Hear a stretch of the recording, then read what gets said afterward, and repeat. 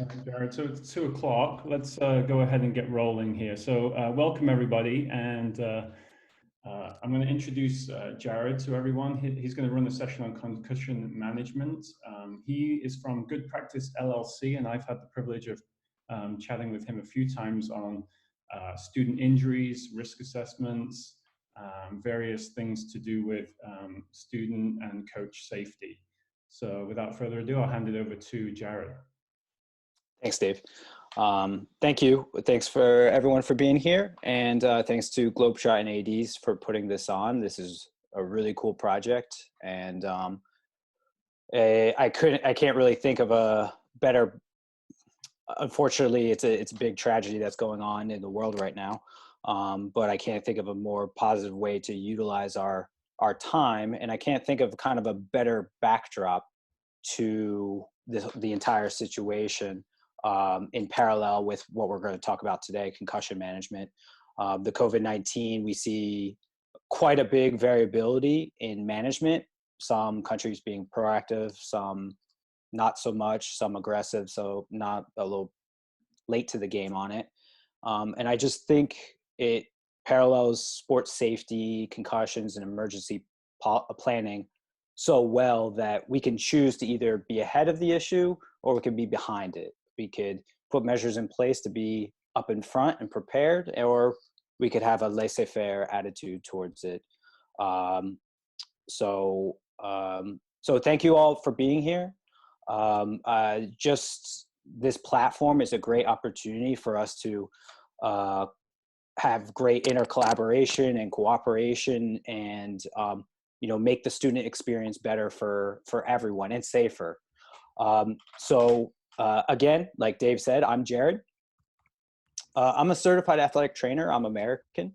And athletic training is a profession that's kind of indigenous to North America and also Ireland. And what we are is we're a health professional that specializes in the complete start to end management of sports injuries, and specifically on policy side. We do a lot on prevention and being prepared for emergency situations, and specifically concussions. Most of the leading researchers out there on concussions are actually athletic trainers. And so I've been involved in the international school industry for about 6 years now. I got started at Concordia Shanghai in China. So those of you that know Chris Bishop, he was my boss. He's now at The Hague while I was there. And now I'm based out of Brussels, Belgium, and I work at part-time at 2 schools right now, St. John's with Anthony Henley and Lee Roski at ISB Brussels. And I started Good Practice LLC about 2 years ago when I relocated here to Belgium. I was in China for 4 years, and now I've been here for 2 years. And I'm really passionate about helping and assisting international schools getting their sports safety standards up to a higher level to keep kids safe. I'm very passionate about advocating for the student athlete. I've had a lot of opportunity to present at CISA conference, Mays, I've also worked directly with a bunch of schools and all over. So the benefits of having my brother as a lawyer is he told me to put a disclaimer in. So this presentation is going to be on concussions. Please, as your organization, always consult being compliant with your local laws on managing concussions or any sort of health-related issue. I'm not a doctor. Please don't construe this as medical advice, but this is based upon my profession, my background and experience as an athletic trainer, and all the best research that's out there. So that now all that legal stuff. So why do we need to know this concussion stuff? I get asked that a lot. Athletic directors and coaches is that, this hasn't been an issue before. Why is it such an issue now? And my answer to you is that this is child protection and safeguarding.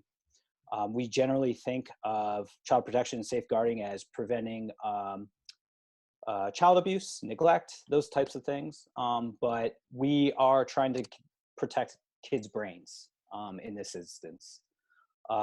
This is what an athletic director has said to me before: is we can't protect a child's life. What good are we? And I think a good litmus test of the athletic director is if their program is up to a high standard, is that looking yourself in the mirror and asking the question, are you confident in all your coaches responding to and managing appropriately a student head injury? And especially imagine if it's your child. Are you comfortable that if the child takes a blow to the head, they're dizzy, they're disoriented, they're having memory difficulties, they're in and out of consciousness, that your coach is going to be able to handle that appropriately? Do you have the plans in place to do that? And I would say most institutions would be hesitant. So this is an opportunity to help, iron out some of those issues and give you the tools to improve the student experience and the safety of your population. So where did all this, just a little background information, is where did all this come from? In the U.S., we're a little unique in that we have American football, so a lot of guys getting hit in the head, and so we have a lot of research on it. And what we found about 20 years ago, a little bit more than 20 years ago, was that a lot of these retired American football players were having neurological issues and emotional issues at later stages in life, and they were also developing neurological issues at an earlier age than what we would normally anticipate. The Parkinson's disease, Alzheimer's, those types of occurring neurological disorders, instead of happening in those that are 80, 70 years old, these are retired American football players were getting at 40, 50. So there was a lot of research in that, and we found that the chronic blows to the head is causing neurological issues, which seems apparent nowadays, but back then it was a little controversial. And a lot of them were developing depression and committing suicide. And there's been quite a strong link between blows to the head and neurological cognitive impairment. And then from that, the NFL didn't make a wise decision and decided to cover up the issue, but they had to come to terms with it eventually, and there's lawsuits involved. So stemming from this American football issue, we started saying, hey, these blows to the head, they're doing bad things when we get older in life, but what are they doing with the current, what's happening with the youth football, American football athletes, or soccer players, basketball players, when they take a few blows to the head, what's happening with them?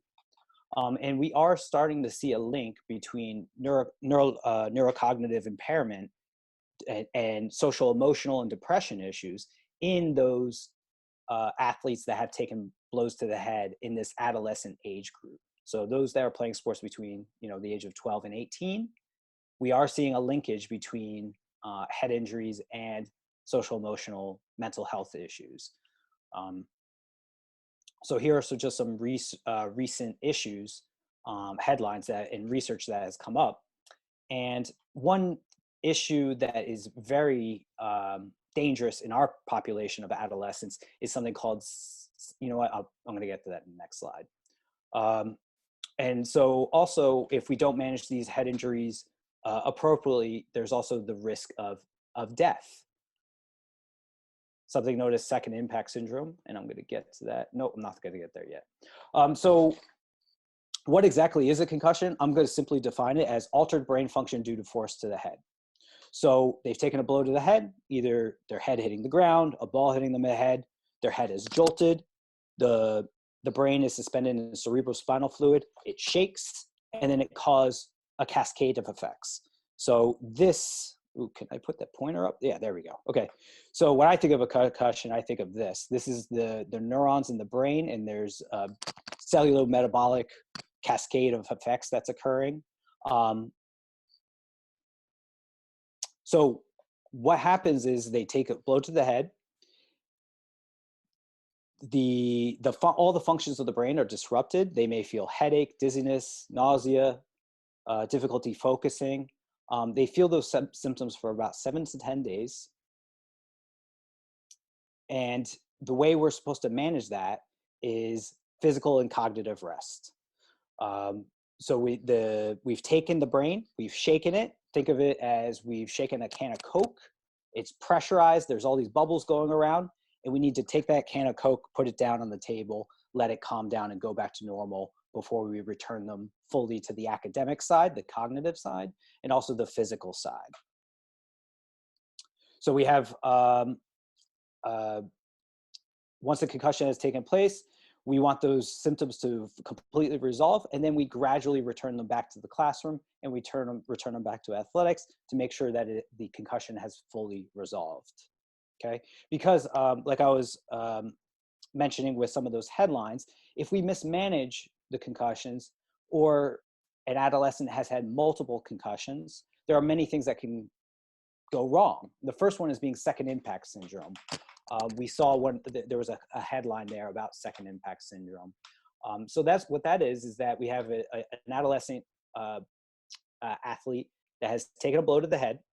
They've sustained a concussion, and they either don't tell anyone, or maybe they don't know, they don't fully understand that they've had a concussion, and they continue to play either that same day or even a few days from then, when they're still feeling symptomatic. They still have a headache, they're still dizzy, and they take a second force to the head. It doesn't need to be anything significant. A lot of times in second impact syndrome, it's just a very mild force to the head, and there's instant death or permanent neurological disability from that second blow to the head.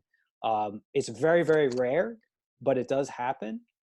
And it's a little unknown the exact mechanism on it, but it has something to do with that these kids are still developing, and the brains are and after taking the initial blow to the head, there's a vulnerable window at which they're susceptible to a second blow to the head.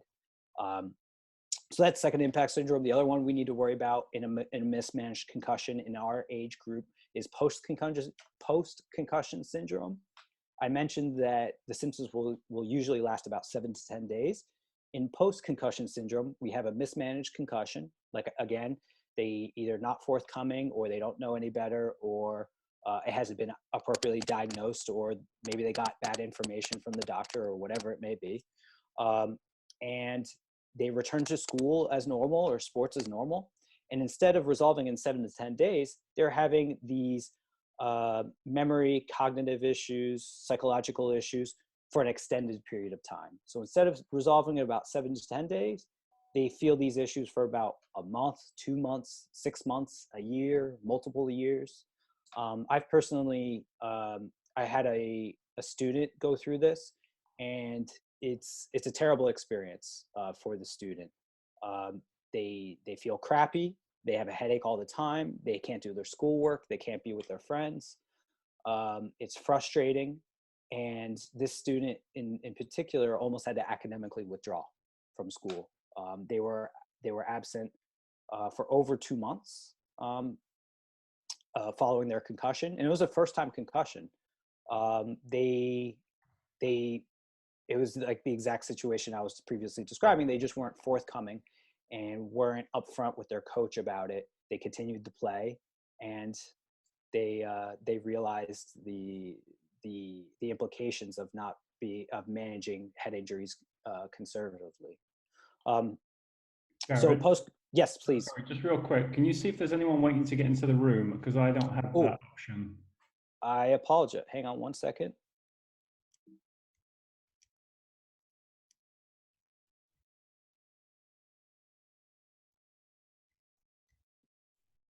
Oh, yep, there are. Okay.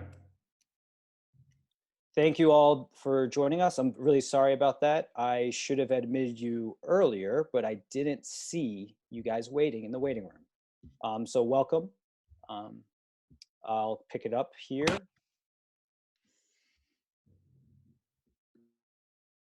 Okay.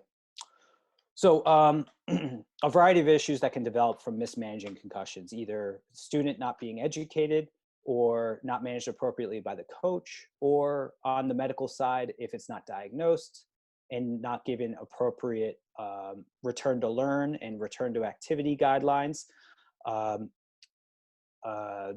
there's a chance that a second impact syndrome or post-concussion syndrome may occur in our age group. Some other things that I was previously describing, we found in retired American football players, earlier onset of neurological disorders like Alzheimer's and dementia. And for any of those that saw the Will Smith movie about CTE, the movie Concussion is about CTE.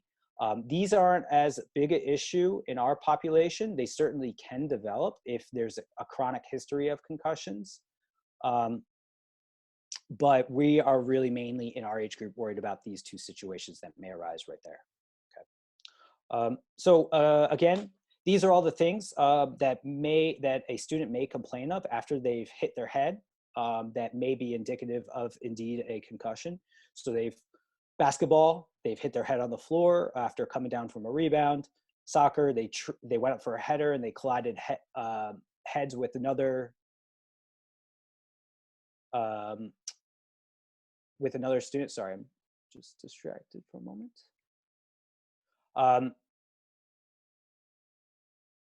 There we go. Okay. And you, as athletic directors, have probably experienced this with the odds are, if you're in athletics long enough, you're going to have a student with a concussion. And any and all of the brain functions can be disrupted. Emotions, memory, cognition, concentration, balance, any of these symptoms may develop, and every concussion is different for every patient. So myths on concussions, unfortunately, even from doctors and other healthcare professions out there, they aren't as up to date in general. So it's making sure that your students get good, accurate information, and I'm going to be providing resources in this presentation that are good, up-to-date resources on educating your students, but also your policy. Some myths that are out there that are completely false is that you must, some examples here are they must have had a loss of consciousness or blacked out. That is not true. That is not true.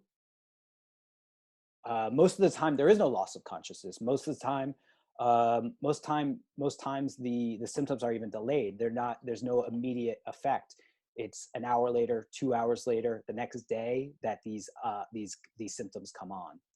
It can only be a direct blow to the head. That's not true. It could be a whiplash type of mechanism. Only severe impacts cause a concussion. It must be a specific amount of force to the head. No, a low amount of force in one person can cause a concussion, whereas a high amount of force, it takes a much more high amount of G-force to cause it in another person. That a CT or MRI is the only way to diagnose a concussion. That's false. There is no diagnostics for a concussion. It's a symptomatic injury, and it requires a physical evaluation, and also it's mainly based on symptoms, on how they're feeling. So in the instance of a kid saying, I went to the hospital and got a CT or an MRI and they said, I don't have a concussion, that's not true. Like I said, a concussion is a cellular metabolic issue. There's no way to see that.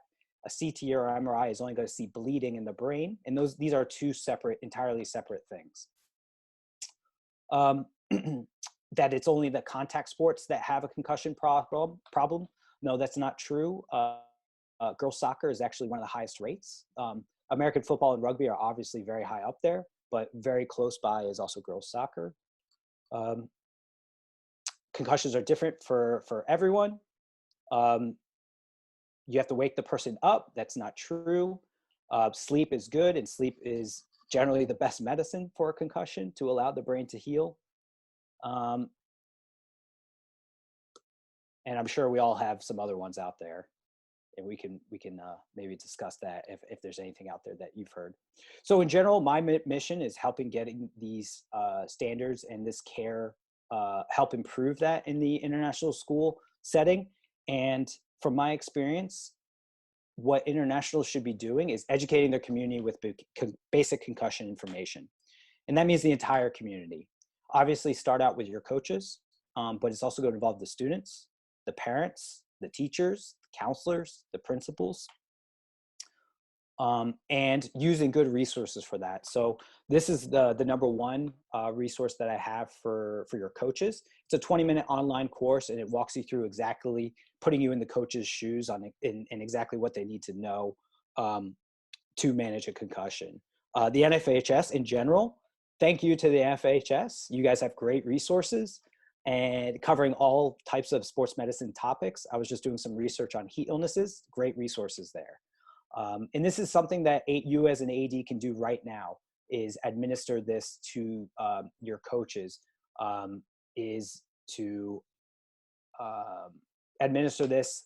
And at the end, when they take the program, there's a certificate that they can shoot over to you. So it's a great way to get compliance and ensure that indeed all of your coaches have taken the program. Similarly, depending on the country that you're in, if it's more of a French-speaking language is an issue, obviously, in the international school setting. The NFHS offers it in English and in Spanish. Parachute is the Canadian equivalent of the CDC, and as an American, the Center for Disease Control. And they offer French options if you have more of a Francophone community. And then obviously, like I just said, the CDC heads up has great resources as well. So depending on your situation, as far as educational material, I may recommend one over the other, but all in all, these are all great resources and you really can't go wrong with any of these. So number one, the first step is education, educating your people on what a concussion is and what is the first step that you as a coach should do about it, okay? And that's something that you can implement right away. The next step is going to be developing a policy. That's going to be a little bit more intensive. And in general, from experience of working with international schools, some schools say, oh, yes, we have a concussion policy, but it's like a 1-paragraph, 4 or 5 line thing saying, if they have a head injury, they should go to the doctor, is essentially what it's saying. But it should really be more comprehensive and more detailed and outlining who handles what on the school end, on the school side, because like I said, there's going to be academic implications. They may be absent for school for a little while. They're going to need to have their academic load adjusted. There may be social emotional side effects. So we really need to have everyone on board to manage this concussion and make sure everyone's aware. So there needs to be a defined communication route, who tells what to who. And so that's why it's important to have this team approach. And this is an awesome resource out there for the schools to build their own concussion policy. This Nationwide Children's Hospital, they have concussion guides for all stakeholders, for coaches, for parents, for the administrator, and for even teachers and counselors. The one that the AD is most pertinent to the AD is going to be the administrator's guide. And that gives you a nice defined route on how to go about building your concussion policy program, okay?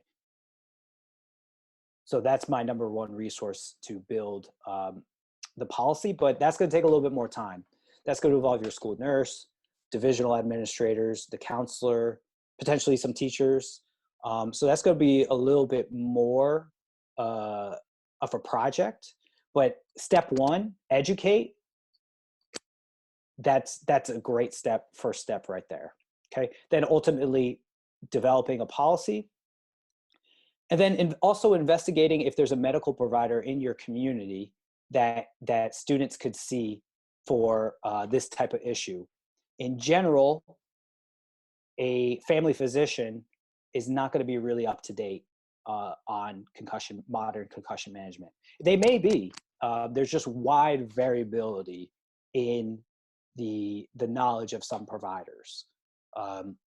So if it's possible, it's worth investigating an appropriate provider to send your students to make sure that they get good advice, that they don't get bad advice. And this may involve also working with your embassy. If you're an embassy school or you have a partnership or some sort of relationship with the embassy, they could be a great resource. If you're using a if there's one specific medical center, it'd be worth approaching them and being like, hey, we may have some concussions. Could you please tell us about any providers that may be a neuropsychologist or a sports medicine doctor that has experience in concussions, that's gone through some sort of program? Reaching out to your community and finding out where people can go to get properly evaluated. And then also so that's at your institutional level. At the conference level, I encourage athletic conferences to set some sort of minimum standards for when you're hosting tournaments. That this is the type of staffing we would like at the end of the year tournaments. We would like for the staff, your medical personnel, to go through this type of program. We would like to do this online learning program that's going to benefit them, to allow them to properly evaluate a concussion. Like I was previously saying, in these education resources here, there's also options there to also educate your nurses, any EMTs that you bring on site. So it's best practice to ensure that whoever's taking care of these end of the year conference tournaments, that they also be up to date on the concussion issue as well. And also minimum standards for, like I was saying, for the athletic conference, making sure that the way a concussion is handled at one school is handled the same at the other school. So ensuring standardization is an ultimate goal that athletic conferences should strive for.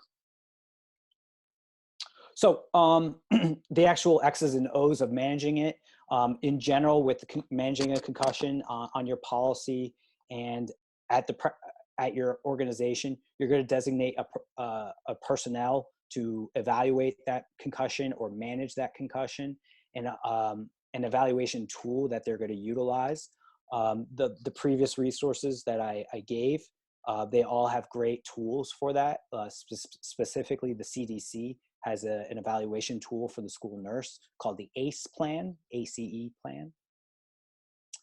In your management plan, you're going to want to delineate the communication route, making sure that the student knows that if they have a concussion, let's say the coach is even aware, or the nurse is even aware, and it happens, you will want to make sure that the student does report that to the school nurse. Even if it happens at let's say it's even a non-school event, they're playing in a sports club, you're going to want the student to know that they need to report that to the nurse, and the nurse needs to manage that. So then developing a communication route from the student to the nurse, to the coaches, to the counselors, to the teachers, to provide the academic accommodation that they're going to ultimately need with managing it. Like I said before, typically a concussion, the symptoms are going to last 7 to 10 days. They'll possibly be absent, so that the teachers are going to know, and they're going to need to know that they sustained a head injury, and that's why they're absent, and they're going to gradually return to school as their symptoms improve. So there's a return to learn process in place that generally the counselor will be the primary person to manage that. The counselor generally has a pulse on the students' workload and their classes, provide academic support and accommodation, and all the while, as they're returning back to school, then you need to be monitoring their symptoms along the way, making sure they're not regressing. And then after we've completed all that, eventually returning back to activity, returning back to PE, returning back to their sport. So importantly, we need to identify it. So any student that is suspected of a concussion should not return to sport the same day.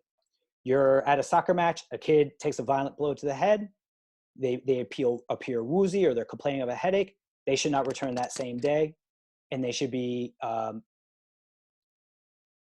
evaluated by either the school nurse or their doctor. As a coach, if you suspect a head injury, you should communicate that head injury to the athletic director, the school nurse, their parents, and then also providing that appropriate educational information on home care instructions. That, hey, I'm their soccer coach. They took a blow to the head. I'm suspicious that they may have had a concussion. Here's a document that my AD has provided to me that gives you the detailed information on what a concussion is and how you should manage it. And this may mean that if this happened on a Saturday, that if you're feeling really crappy on Monday, that maybe you shouldn't be in school. Okay, and then a motto is kind of when in doubt, sit them out. If it's ever a question, you have a momentary hesitation as a coach to say, oh, I don't know if they're okay or not, sit them out, get them evaluated. Okay, so for coaches in PE, as the AD, like I said, education is one of the most important things. So I would strongly encourage all programs to mandate that all coaches and PE teachers go through the NFHS education program. Like I was just kind of describing, a significant blow to the head, we've kind of called that the headshot rule, in which you're a coach or a PE teacher, a kid has sustained a questionable blow to the head, and it makes you question whether they're okay or not.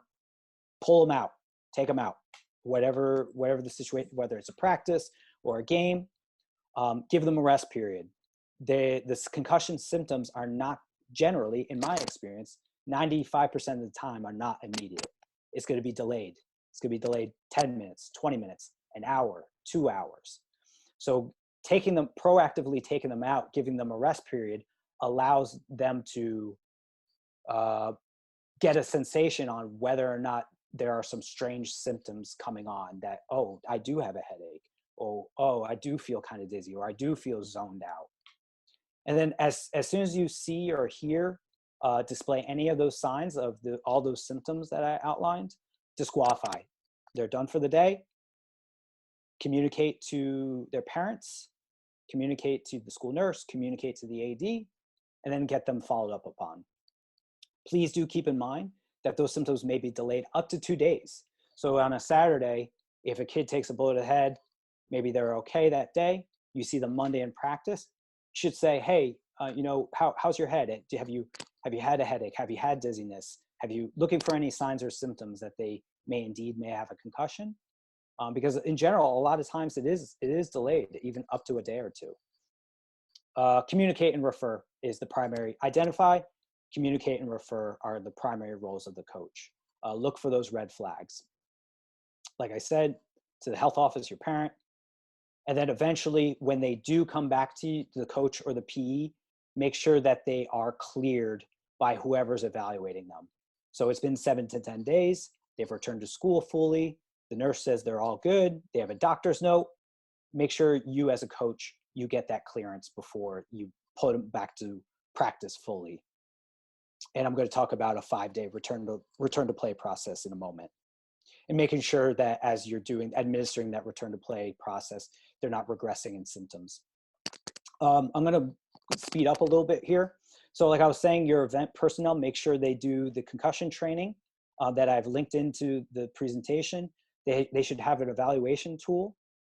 They should designate a communication route. The coaches should be updated. The athletic directors should be updated on a regular basis on how the student is resolving, making sure that there's no breakdown in communication so that the AD doesn't even know that there's a concussion has taken place. That would be horrible. And the student thinks that, oh, my AD, my coach don't know, so I can go and play. That would be a recipe for disaster. Teachers and counselors should be providing that academic support, collaborating with colleagues, and if they see unusual behavior or unusual grades for that student in the classroom, that they refer that back to the school nurse, whoever's taking care of the medical side.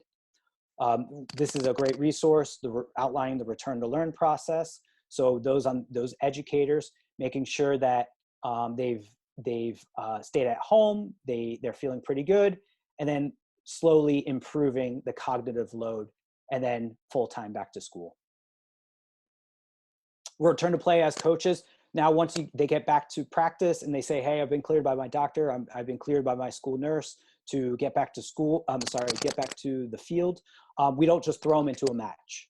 We have to progressively increase the physical load to make sure that they are fully resolved and we don't throw them in harm's way. So it's going to be a 5-step process.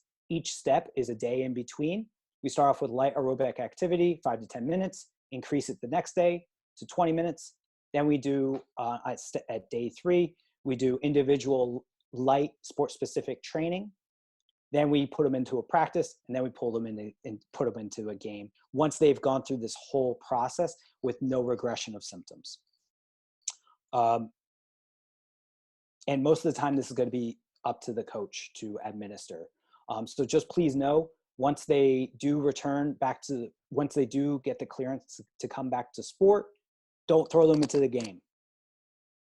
Do a physical progression appropriately over the course of 5 days, because you may realize they get to step 2 or 3, and then the headache, dizziness, the cognitive issues, the balance problems, it all comes back. And so that means that they're not resolved.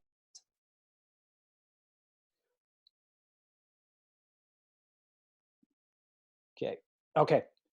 So common barriers that I hear, time and money. Well, all these resources are free. And I would argue to you that a catastrophic injury takes much more time and is much more expensive. So imagine, put yourself in the shoes that you have a head injury and it wasn't managed appropriately, and that kid is on the way to the hospital, and you have to explain to your parent why you don't have a concussion policy. In closing, these sports safety policies, they require us to take a look in the mirror and look at our handbook. You have to be brave. You have to have a little courage of some self-reflection. I encourage you to have that courage and have care at the core of your program. That is what we're doing right now good enough for our kids. And if knows the answer or you're hesitant, then take some measures to be prepared, please. Tomorrow I'm doing a presentation on youth sports specialization. And also I'd like to promote the Future of Sports Coaching Conference in August at Dusseldorf. Hope that's still occurring, and I hope you all can attend. And I went a lot longer than I thought. So we have about 15 minutes or so. I am going to pull up the chat. Oh, no, let me pull up the participants.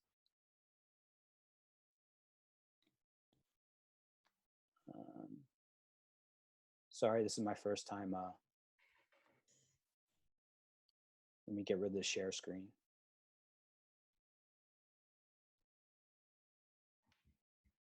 Oh, there it is. Okay. So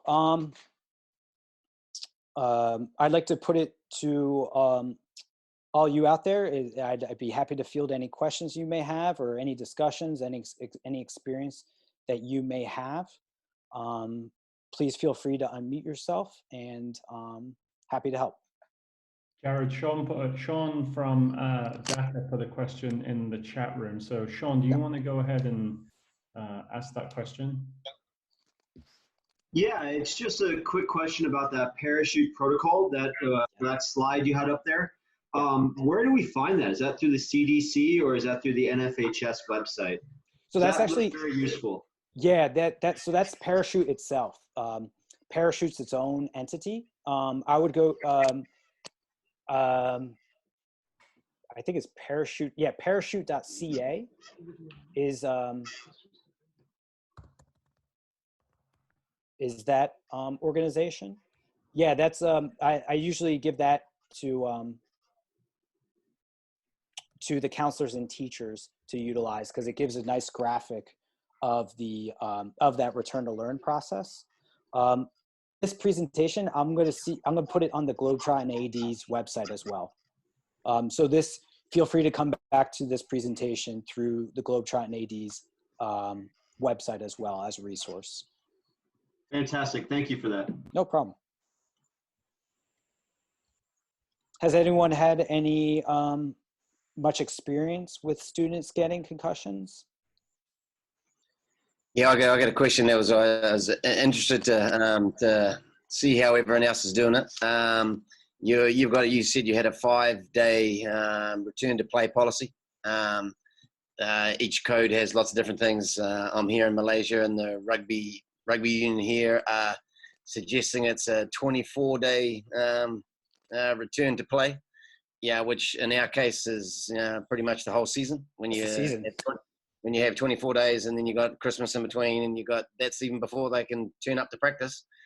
So we haven't done the 24 days. As soon as you do that, then kids are going to lie and say they haven't got a bang on the head because they know their season is done.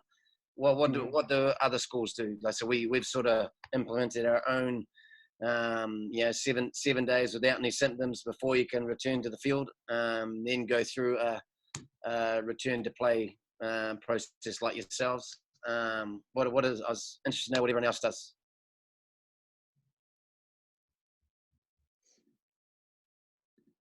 Does anyone have a concussion policy? Yeah, I mean, at my current school and my previous school, we follow the same format, that 5-day return to play protocol. Or instead of the 5 days, we'll do each step each day or each practice. Sometimes some teams practice only 2-3 times a week. But yeah, going on to what, basically to answer Garrett's question, we pretty much follow the same protocol. Yeah. When can they return to practice? Like they come with this mystery bit of paper saying I've been cleared. Who have they been cleared by? What doctor have they been to? That's where I get frustrated. Is they can go to any doctor here and they'll go to 4 different doctors until they get a piece of paper that says they're cleared. It's like what do other schools do? We've taken on ourselves, and we've sent our athletic trainer onto to multiple courses. So they're our pretty much our go-to. We don't really care if they come with a magic piece of paper that says they're cleared by some doctor. They've got to go to our trainer every day and go through a process until he's happy that they're symptom-free for a week. Back to school, normal, everything's good at home, and then they can come to training and then go through their return to play. We've just made up a random number of a week. The Malaysian rugby say it's supposed to be 3 weeks to 4 weeks before they can either enter the field. We don't think we can do that because the kids will just lie and say they're fine. So we've taken out we've randomly picked 7 days, as that's the 7 days for symptom free before you're allowed to come to the field. I would strongly encourage, just like you just said, you created your own institutional policy that you can go out and get a doctor's note wherever you want, but you're still going to have to go through our process. That's definitely a great way to do it. It's going to cut down of them going to a doctor and just saying, I'm good to go, I can jump back into the game tomorrow. So I applaud that.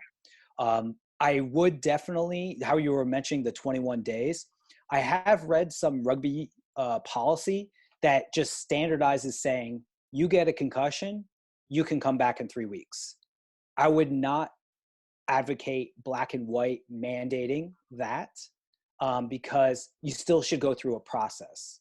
I forget which rugby organization it is, and it basically gives instructions that you get a concussion and basically you just flat out return in 2 weeks. As I kind of said, it's different for everyone. Some people may have a concussion, have symptoms for 2 days. Some may have symptoms for 30 days. So I would be wary of any organization that's flat out saying in 21 days you're good to go.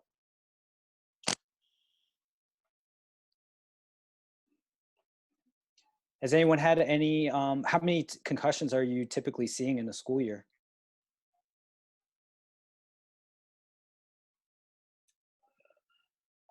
When I was at my first school, I was at both my schools. 2 schools have been in China.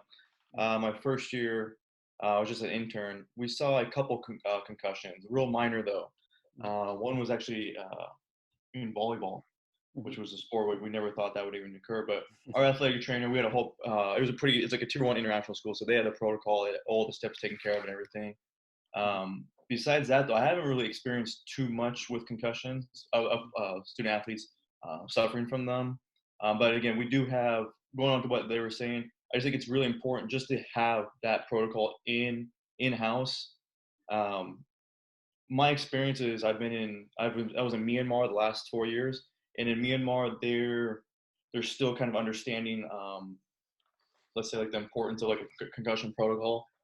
So for example, my first year there, I created the concussion protocol, submitted it to my admin, and like the owner of the school was real hesitant about giving this to the parents because he didn't want to scare the parents. It was brand new information for them. So when you give up the whole concussion protocol, like the signs and the, what could happen, it kind of scared them. So you guys kind of, even though you got to find that balance with the culture of the country you're in, it's extremely important to have something to fall back on, and to have, the best practices from these well quality organizations and companies that create these. So. Yeah, that's definitely an important thing to consider, is your approach to that. Because a lot of this, unfortunately, in the international community, in North America and the UK is pretty standard practice, but in the international community, it's sometimes the first time they're ever learning about what a concussion is. So your approach to make sure that it is receptive and get buy-in into it is very, very important. And like you just said, having that specific approach, knowing your community, that's a great way to go about it. I think we've had some issues here in Bangladesh with concussions from our point of view, not for our school, thank goodness. I've been the athletics director at International School Dhaka for 2 years, but with regards to schools that come in and play in our local tournaments, we've had a handful of situations where we've witnessed concussions take place, and their coaches and staff from the visiting schools had no idea what to do. So we've used our staff, and we always have hired nurses for all of our events to help take care of the students, but we can't control what other schools do when they go home from the tournament. But as the athletic director, I do sit visiting students if we feel they've had a concussion, and I say, look, I'm sorry, but we're going to sit your child. We're not going to we don't want them to play. We think they might have had a concussion. Our nurses said they think they might have had a concussion, so we're just going to have them sit. But I mean, luckily here for us, we haven't had any of our own students go through that. But we are prepared. We do have a five-day step similar to what you were talking about, but we haven't had to use it, thank goodness.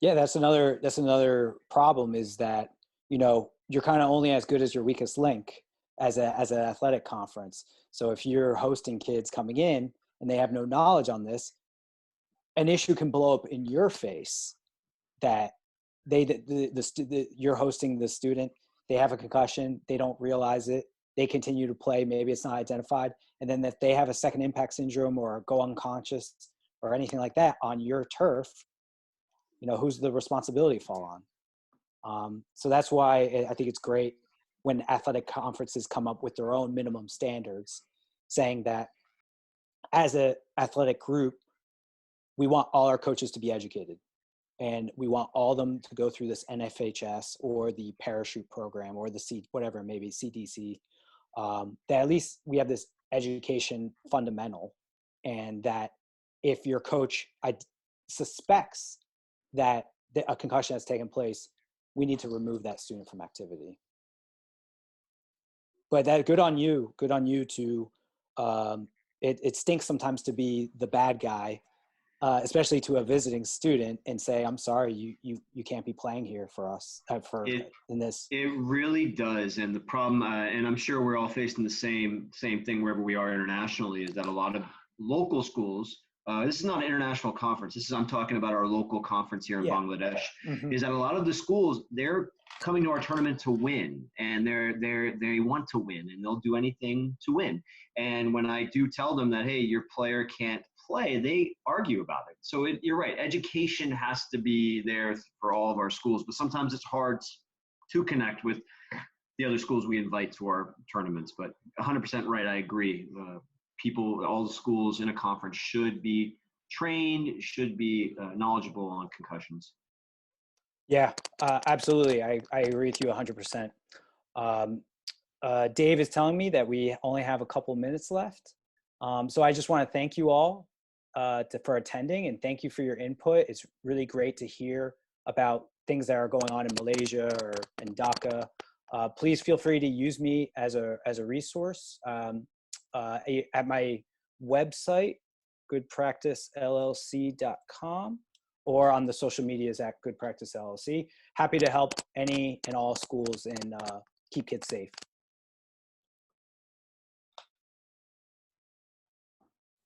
Hey, Jared, thank you so much. Really appreciate it. And hey, guys, we're going to wrap up the session there. So like I said, if you have questions, go to his website or hit him up on social media. And then Jared's really good at getting back.